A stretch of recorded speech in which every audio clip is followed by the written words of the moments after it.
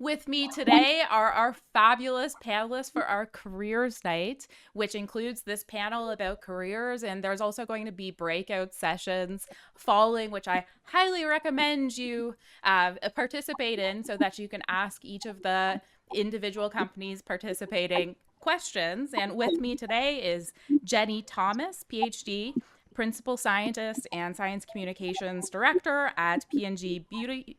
Fradia please say your last name. Edward. It's Edward.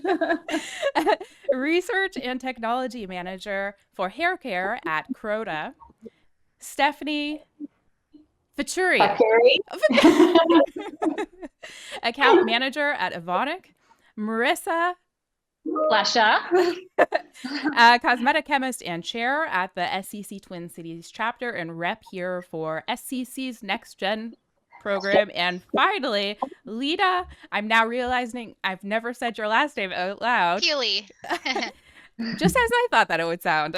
Marketing manager at Clariant. And I guess my first question to each of you is, can you tell me more about the company you work for and what you do? And Marissa, would you like to kick things off? Sure, sounds good. So first and foremost, I am a cosmetic chemist at Bell International Laboratories in Eagan, Minnesota. It is a contract manufacturer specializing in clean beauty formulations, especially natural sun care and skincare formulations. I'm also on the team at e-beauty retailer, Naked Poppy, which kind of uses a beauty assessment to choose products for you. And I help them with their content and scientific expertise. And then most importantly, and why I'm here today is that I am the chair at the SCC, which is the Society of Cosmetic Chemists for the Twin Cities chapter. And for those of you that don't know, the Society of Cosmetic Chemists is a professional organization, been around 75 years this upcoming year, that its whole goal is to educate and provide networking opportunities for cosmetic chemists around the United States. And we also have international as well. And especially what's really exciting today is that we are also kind of kicking off the Next Gen program, which is a program for the next generation of cosmetic chemists. It's been around for a few years, but we are officially kind of getting it up and running. And the Next Gen program is, like I said, to support the students and the younger aspiring cosmetic chemists in the industry. So, Radia, would you like to go next? Yeah, absolutely. Hi, everyone. I'm Fradia Edward. I'm the Research and Technology Manager for Personal Care, looking specifically after our hair care business at Croda. So who is Croda? So we are a chemical supplier in the chemical industry. We manufacture raw materials for various industries, not just personal care. So we have branches in, I guess, all of consumer care, which is personal care, crop care, but we also have an industrial side of the business. We have a healthcare side of the business as well. All things chemicals, really. And actually, a big plug for Croda, we have materials from our healthcare side of the business that are actually in the Pfizer vaccine trying to fight the coronavirus. So we're really, really excited and proud of that. One of the proudest moments for us in the company, really, that we're helping in the fight of this virus here. So yes, yep, that's us, Croda. Stephanie, would you like to go next? Of course, yeah. So I'm Stephanie. I'm an account manager for Evonik, and Evonik is also an ingredient supplier, not only for cosmetics, but it's the same. I'm going to kind of repeat what Project said. And we are a company based in Germany, and but we do have our plants here in the US. We have a manufacturing plant and a laboratory in Brazil, which I came from. So I used to work for Evonik Brazil, and then I moved to Evonik US. But basically ingredients for cosmetics. That's what we do. Lena, would you like to go next? Sure. So hi guys, my name is Lena Peely. I am with Clariant. So at Clariant, we're a leading specialty chemicals company. We're multinational. We're based in Switzerland specifically. We have global reach and resources, and we do more than just consumer care. Specifically, we have a range of segments ranging from coatings to other divisions. But specifically, my role is leading the personal care marketing team for North America within our industrial consumer specialties division. And last but not least, Jenny. Hi, everybody. Jenny Thomas. I am with Procter & Gamble, which is a Cincinnati-based consumer products company worldwide. We've got offices in also in Switzerland and big centers in Singapore and Brazil. With businesses that cover, family care like Pampers, and our paper division like Charmin and Bounty, and we've got healthcare, oral care. I'm specifically in our beauty business, which includes brands like Olay, Secret Deodorant, SK2. And then on the hair care side, which is where I've been for more than 15 years now, includes brands like Head and Shoulders, Pantene, herbal essences. So I started with P&G, which is a 180 plus year old company, about 17 years ago in R&D, and then have since broadened the role to also be involved with science communications, which is very much about bringing the research, the education behind our products, behind our understanding of whatever the substrate may be. In my case, it's hair, to those communities who are interested in learning more about it. Now, I just have to say, I've been looking at the Discord page, and it's super cool how this has been churning out. Just watching everyone watching the presentation.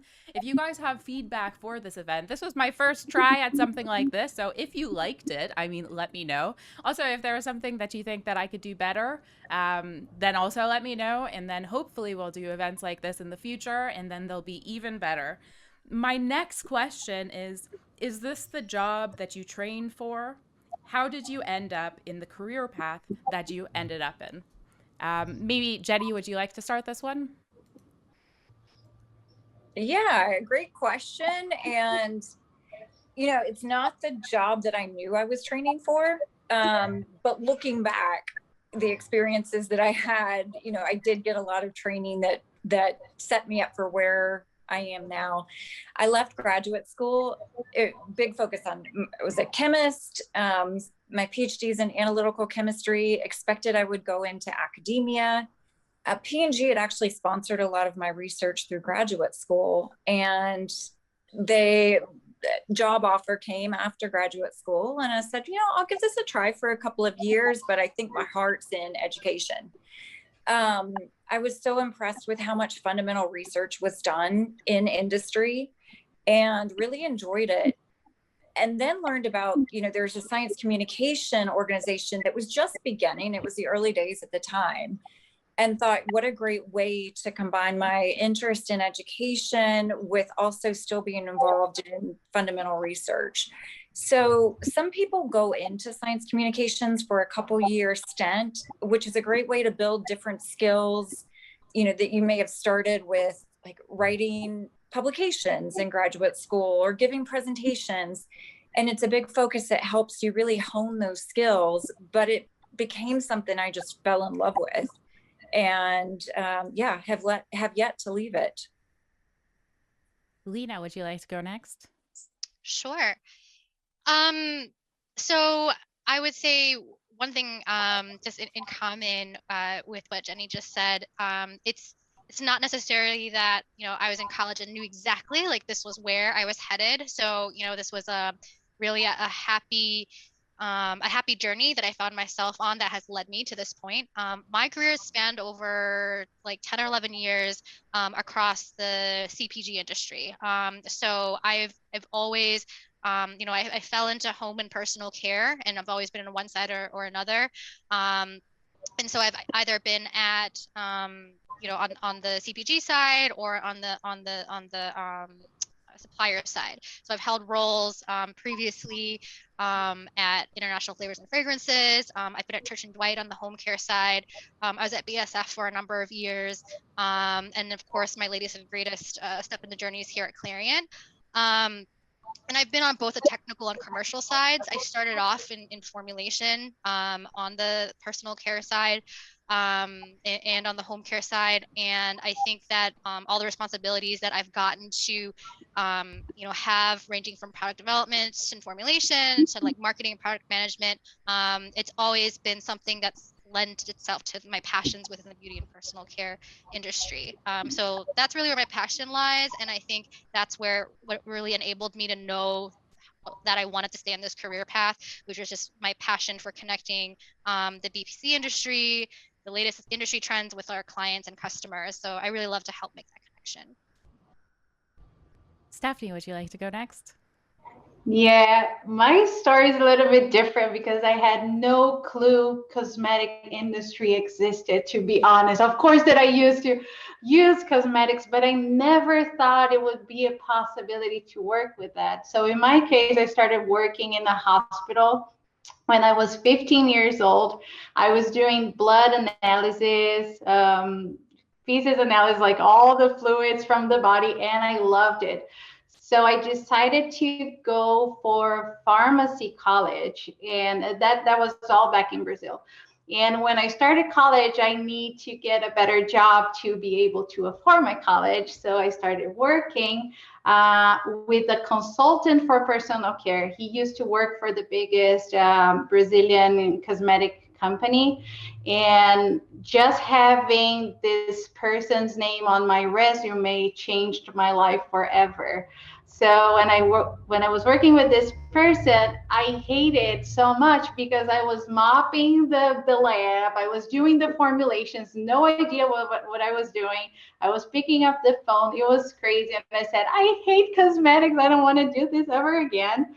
But that's all I had on my resume. So, and I was sending out here and there.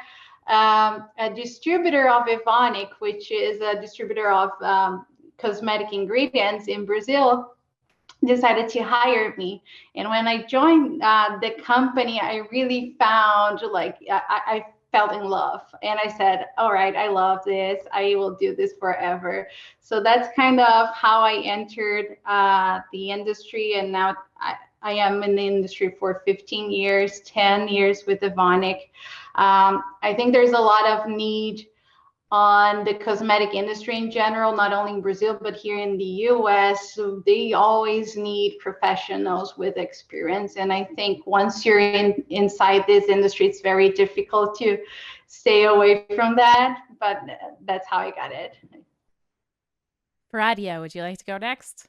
Yeah, it's actually Stephanie stole my line here about the knowledge around the cosmetic industry.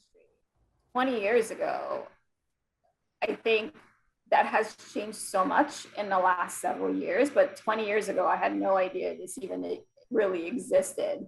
Out of college, my background was in molecular biology and biochemistry, and for me, that meant that initially I was going to be a physician, so I thought that's what I wanted to do. Realized very quickly that was not really my passion, but then the next fallback was naturally a pharma company developing drugs. And as I was looking for jobs after college, a recruiter got in touch with me and told me about this position at Church & Dwight. So Lena, when you mentioned Church & Dwight, I'm like, oh, that's where I started on the home care side, working in the liquid laundry detergents. Not really what I thought I wanted to do, but got some really valuable experience there, and then transitioned very quickly to a contract manufacturer where we did a lot of product development for various companies, Procter & Gamble including. And I realized I love that. I love the beauty industry. And then shortly after that, I transitioned to Croda as a supplier, and then realized how much real science there is in cosmetics, which you never would think of. Like 20 years ago, I'm using shampoos, using all of that, skincare products, never really understood the science behind that.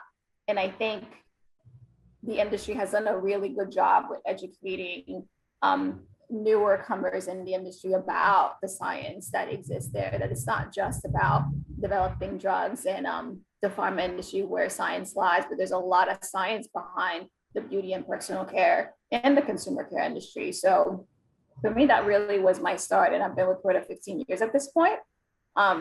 Throughout my time at Croda, I also did go back to school, got my master's in chemistry. So essentially, yes, I've utilized what I've learned in school in my job. So I guess in essence, yes, this is the job I've trained for. But yeah, like 20 years ago, this was so unknown, really out there. I had no idea this existed.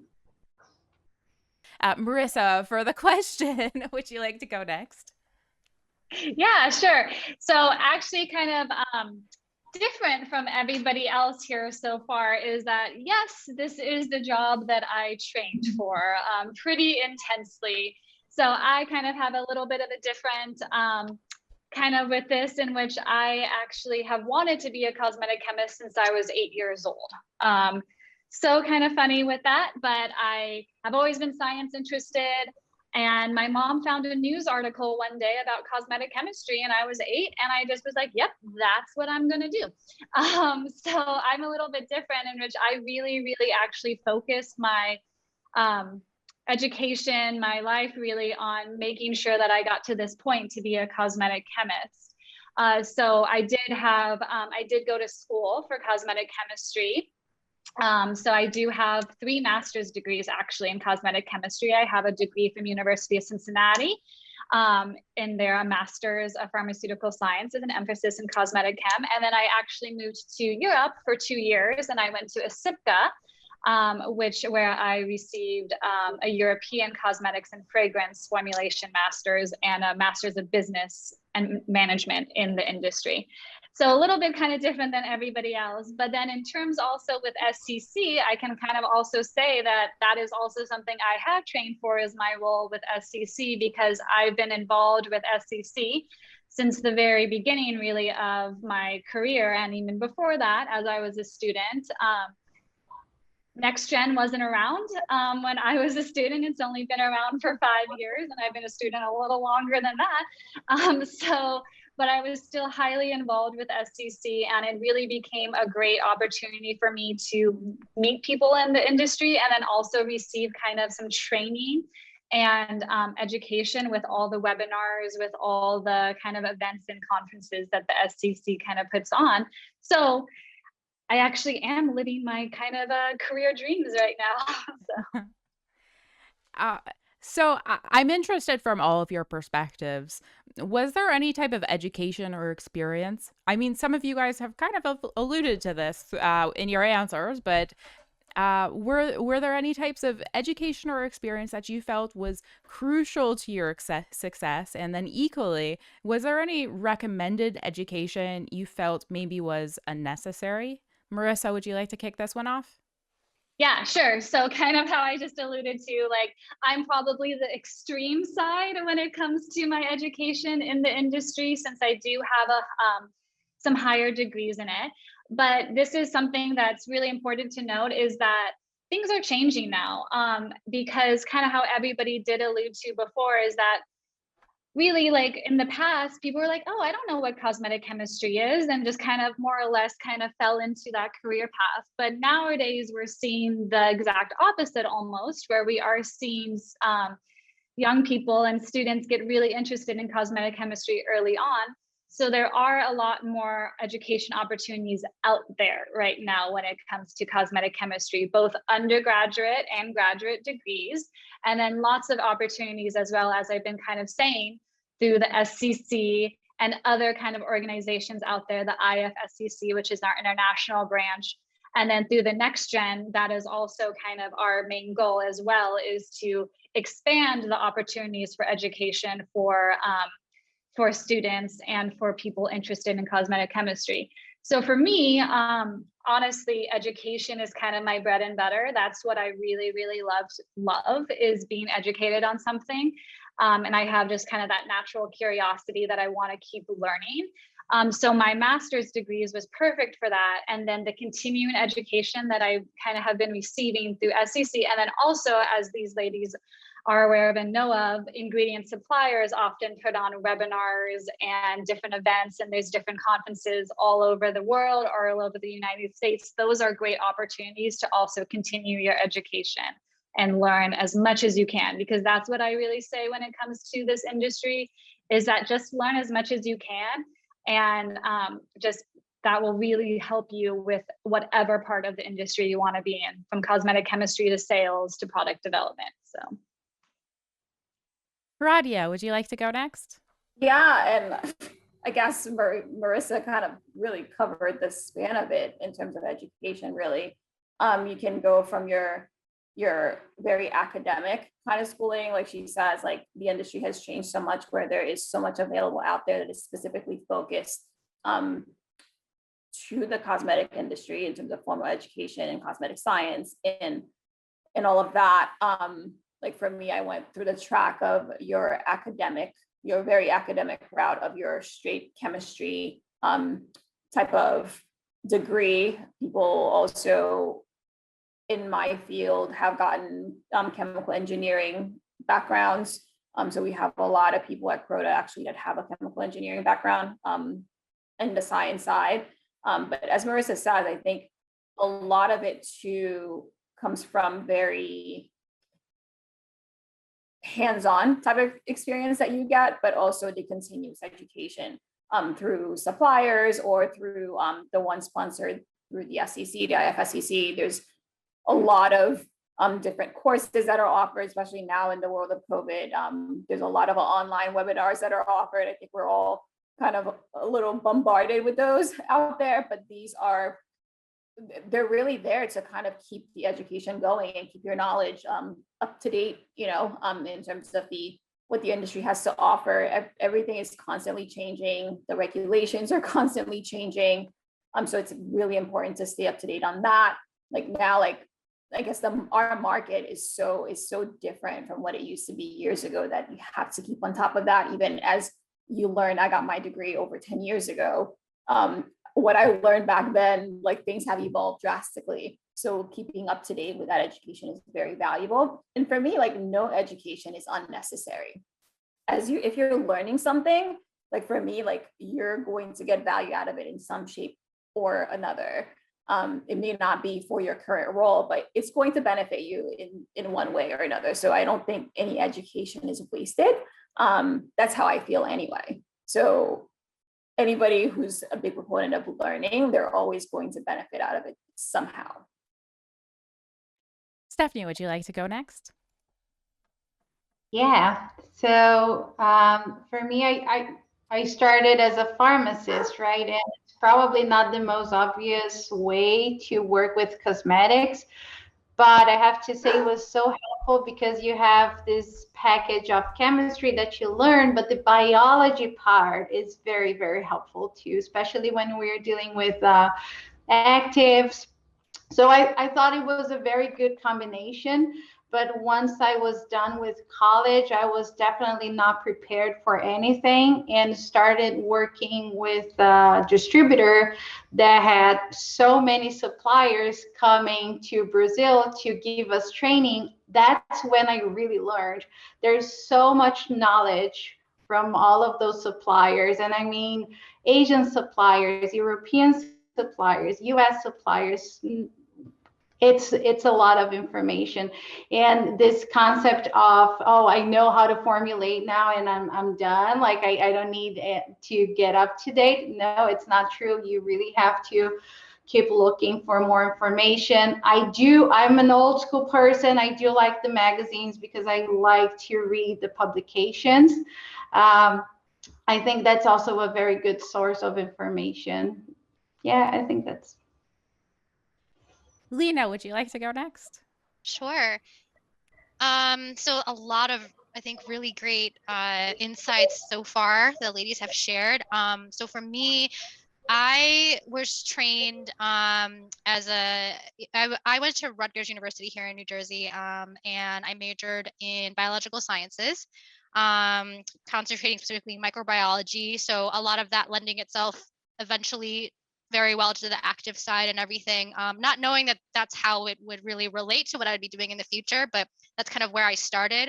While I was at, years ago when I was beginning my career as a chemist, I had gone back to take additional courses within the chemistry field to really strengthen that holistic science and liberal arts training for myself. So I really think that helped prepare me for a wide range of perspectives that I've needed across the value chain, that I've been been a part of across the value chain in this industry. So I mean, I think keeping an open mind, being adaptable and flexible, that's really key in adapting to the different learning curves that one might come across within the industry. And I just wanted to echo some of the things that were said earlier. So for me, starting off on the CPG side, and learning a lot from suppliers and organizations was really valuable for me. And now on the flip side, being on the supplier side, I'm learning more than ever before, because part of sharing knowledge and having discussions with partners and clients out there, really these teaching opportunities, these collaboration opportunities help me to learn as well. And I could say that many of my colleagues feel the same way. So there's just a lot of opportunity there. And one more thing to add, just kind of to touch upon the other part of your question, Jen, about any education that was perhaps unnecessary. So when I was originally transitioning from the technical to commercial side, I had kicked off taking MBA courses. So I was going after my master's in business. And I really did. I enjoy school. I enjoy courses and everything. But due to relocation and timing and some other things happening in my career at the time, I had put that on hiatus. But I do feel like in the meantime, I've just gained so much knowledge and insights from on-the-job training. Mentorships, that's a big area. I think that people can gain a lot of learnings from as you're trying to learn more and more about where you want to go within your career path. Jenny, would you like to go next? Yes. I completely agree with what Faradia had mentioned, that I can't think of any education that I've had that was wasted, because my career is so many different skills that I've needed or situations that I've been in that have been unexpected. And I feel like I tap into the education that I've had either formally or informally along the way. And the more I know, the more I realize I still don't know about this industry. I feel like I know my slice of it, but there's so much to learn, because I came into this thinking, how complex could shampoo and conditioner be? And was proven wrong. That's just one piece, but it's incredibly rich, the scientific space here and how things even work. Very much my job education has happened on the fly. And I agree with what everyone has said, that mentors, being surrounded by people who are willing to share their experience, willing to help along the way. I've benefited so much from the people that I've worked with, along with, internally within P&G as well as externally, have gotten very involved with the World Congress for Hair Research and the hair research societies, as my career's been very much focused on the hair side of the beauty business. And there realized I needed to brush up. Chemistry was a great foundation for this, but I didn't have the biology foundation that I needed to understand where a lot of the research talked there was going. And so it's been a push for me to broaden my horizons. TRI Princeton is another one that's been incredibly helpful. Webinars that they've given. Also, being on the communication side, have many opportunities to work with people outside of the company, like stylists, and getting their perspective on the industry, dermatologists or academicians, and seeing it through different perspectives, which I found to be a very much a richening experience.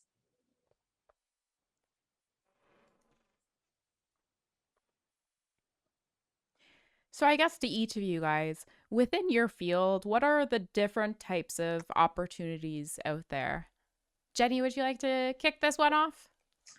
Um, yes. I'm talking about this through my own experience in that lens, but within hair, within beauty, there's so many different roles that need to be played, from the formulation side, within R&D, for example, so many even within that space of formulation and processing, the packaging, which is constantly changing, the regulatory space, clinical research, even consumer research that happens from an R&D point of view, as well as a commercial side. And then, the opportunities on the commercial side, like marketing, communications, and what we see happen within P&G.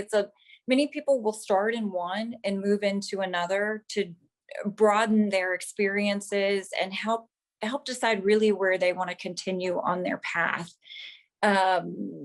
So the opportunities, I can only speak for being within one company, but I felt like within that company, you have an opportunity to jump around if you want to become more broad, or go deep if you want to become say a technical expert in a singular area. Lena, would you like to go next? Sure, absolutely. So I might be a particular maybe poster child or example of looking across and broadening my perspective across different types of functions within the industry. Kind of as I alluded to in the beginning, having roles across the industry on starting off on the technical side and really loving a lot of aspects of it, but really driving in terms of driving home the aspects of the connections with the customers and presenting and all these type of activities that kind of led me to knowing that I wanted to head in this commercial direction. So specifically, even just like looking within, let's say the commercial or business side of things, or the marketing side, there's plenty of different opportunities on how you want to specialize. Do you want to be data driven? Do you want to focus on a particular segment that you're passionate about, and the implications of that to the consumer? Do you want to focus specifically on how to translate substantiated claims, and how to make sense of that and help connect that to what consumers, the consumer sentiments that are out there. And that's just, in personal care, in marketing, right? There's so many others, even on the technical side, and on other aspects of the value chain. So there's definitely a lot of opportunities. Kind of like what Jenny said. I mean, if you really want to go deep and become an expert in a specific type of field or platform, there is that opportunity. And if you want to broaden and be more of a jack of all trades and have different skills, or utilize different skills and strengths across different, cross functionally, you really can. Radia, would you like to go next? Yeah, I guess to echo what Jenny says, I guess it depends on where you're at. So within the technical space, there's so many different areas that you can go into, from product development to your formulation expertise, to your clinicals like claim support, and then down to like even manufacturing and like your production side. But there's also, like in the chemical sector, like there's so many other support functions that help to drive that product development and get things out to our customers. So your marketers, your sales team, your customer service support team, the regulatory space is huge, right? To understand the different regulatory landscapes in different regions and all of that. Your IT functions, they're critical for us. If my computer's not working, I can't work throughout the day, right? So like we forget about like these different areas that people can go into. Sorry, I'm hearing a lot of feedback. There's supply chain. There's so many like areas that somebody can go into within the field, that it really has to be where your specialism is at. If it's R&D focused, then there's areas for that you can go into and you can specialize in. And then if it's a different function, then there's that opportunity as well. So like many different, not restricted to R&D. So just don't think that if you're going to work for a chemical supplier like us, that R&D is the only thing that's available. There's other opportunities there as well. There's the commercial side. There's other sides of the business that are definitely out there and available. Last but not least, Marissa, would you like to go next? Oops. You're on mute, Jen. Last but not least, Marissa, would you like to go next? Yeah, so I'm going to speak in terms of as a cosmetic chemist formulator with this. So people don't really realize, even with formulation and being a formulator, there are different areas that you can go into in different places, right? So kind of some people always think of, okay, like L'Oreal, like kind of Estee Lauder, all those big companies, the brands themselves too, you know, the brands themselves. And so a lot of brands do have cosmetic chemists and R&D behind it, especially the bigger brands. But then in terms of that, there's also the contract manufacturing side, which a lot of people don't realize is that a lot of those brands don't have R&D teams and manufacturing themselves. They work with contract manufacturers, which contract manufacturers work with many different brands. They kind of have different expertises, everything like that. And they have R&D and manufacturing, usually at contract manufacturers. That's where I'm at in Bell International Laboratories. And this is where I love. I actually was at brand. I did work a little bit in brand in the beginning as a cosmetic chemist, but I love contract manufacturing because for me, one, I like the speed of it. You work really fast. You have lots of projects at a time. You're kind of constantly working. And then also what's really fun for me is that a lot of times you can kind of get a little specialized in the formulation at like a bigger company, at a brand, you know, like working on mascaras for the rest of your life, working as a cosmetic chemist on foundations. But at contract manufacturing, that is usually not the case. So what I love is that I could have tons of projects and I could be working on SPF lotion, lip balm, shampoo, this, that. So it kind of broadens my cosmetic chemistry skills and my formulation with that. And then also within the cosmetic chemistry formulator role, there are at the suppliers as well. Most suppliers have their own R&D teams and their own formulators using their ingredients and getting to know their ingredients very well and formulating with it. So there's a lot of different aspects with cosmetic chemistry and a lot of different areas you could go in without being like, oh, I'm working for this specific brand. And that's what people don't really realize sometimes, is that a lot of times a contract manufacturer is still the R&D behind that, working with a lot of different brands. And then in terms of kind of the SCC part of it, is that like, and we could get into this in the breakout rooms, but SCC is national and has chapters all over the country. So with that as well, that's allowed me to be in those different chapters and kind of take those opportunities wherever I have lived at that point. I'm originally from California. Now I'm in the Twin Cities. So kind of allows me to do both.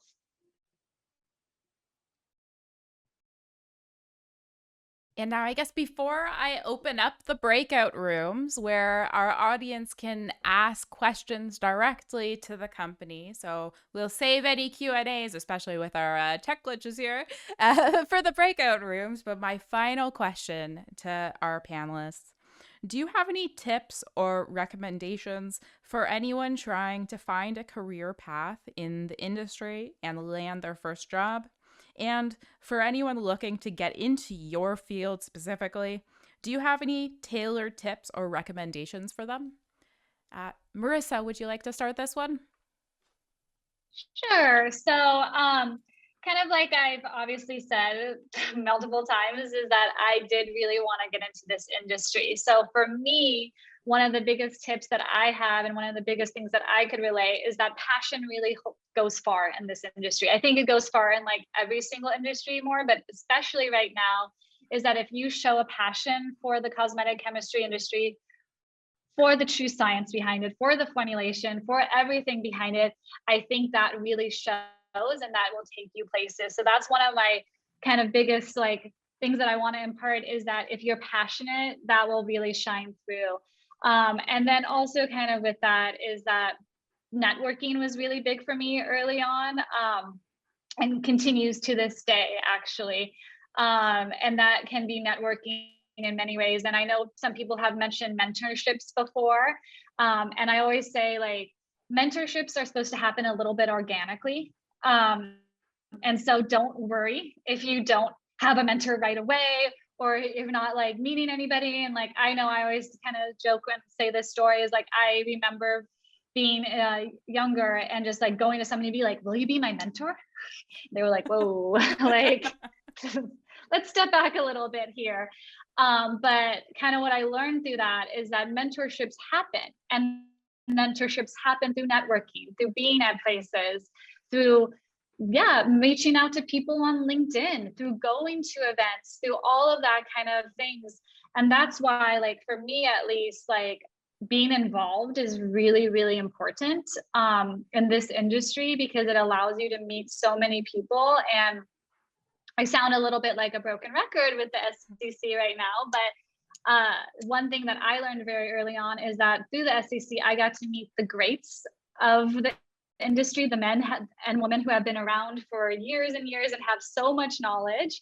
And then you also get to be around your peers. You get to be around people that are starting out, that are a couple years into their industry too. So that kind of networking opportunity is really important, because you really do get to meet people. And then by meeting people, you get to meet people through them. And I know a lot of people that have gotten their first jobs through just those events, you know, going to an event, going to Suppliers Day, walking around the booths, handing out your business cards, saying, I know I had a business card when I was a student that was like Marissa Plesha, student, like, had my email, right? But I would drop it off at different supplier booths, different people, give it to people. And that really helped with kind of landing my first job. But I really do say is that if you're passionate, like, show that passion, because that means something. So Yeah, and maybe for the next people answering this, if you have any tailored tips during the pandemic, just because trade shows unfortunately aren't so viable. Well, I mean, there are online ones and there are networking sessions hopefully in these soon. online. Hopefully soon. Yeah. I hear the Florida chapters as having the sunscreen symposium, so maybe that'll be the one. Hopefully, there will be conferences coming online or coming offline in the near future, but especially online. Do you have any suggestions there too for Adia? Would you like to go next? Yeah, no, absolutely. And Marissa kind of like hit the nail on the head with the networking. Networking is so huge, and there's so many different platforms to be able to do that. Yes, we're not at all, hopefully soon, going back to trade shows and being able to drop off those business cards. However, like, attending a lot of these online events that are happening and actually connecting with the speakers and saying, hey, I listened to your talk on blah, blah, blah, and I found it really useful. I've had a number of people do that for me at different events that I've spoken to. And it was a nice way to connect. And then you establish that relationship with the speaker who can link you to an opportunity that they know about, either at the company they work at or elsewhere. So just like, don't think that you need to be there physically to hand over your business card, but those events are there, and definitely once we're out of the pandemic, make use of them. Being knowledgeable about the industry. So for somebody who's coming out of college, not knowing anything about the cosmetic industry, the NYSCC is a great way to get to know that. There are student discounts for courses and events, like the different annual events that they hold for people to go to. So even if you're not yourself in the industry yet, going there, I've found that many people that I've interviewed, young people I've interviewed, I've been impressed with the fact that they actually took the initiative to go to the NYSCC event. I'm like, oh, you're not even in the industry and you're already doing that. So it shows that the person has a passion for it. Also, that hands-on experience is nothing like it. So if you can try to get as many internships as you can while you're in college, while you're in school, do that, because you'll learn very quickly if it's something that you want to do or something that you don't want to do. or at least you'll be exposed to the different areas of the business. While you're there, you might have an internship in R&D, and then have an opportunity to talk to somebody in a different business function and realize, oh, I might want to join sales. I might want to join marketing. I might want to join something else. I thought I wanted to be in R&D, but maybe I might want to be in a different area. So you never know. So having those internship experiences can really help to kind of guide you into what areas you would want to be in. So that would be my thought. Stephanie, would you like to go next? Sure. I was thinking here, one of the most challenging things for me when I started was to try to be patient and humble at the same time, because sometimes you just have this expectation that your first job is going to be amazing. And after 1 year, your Pantene shampoo will be on the shelf. And it's not like that how it works.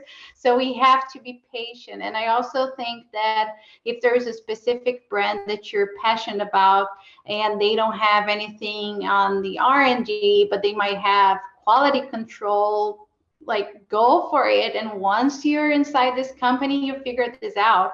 Don't be shy.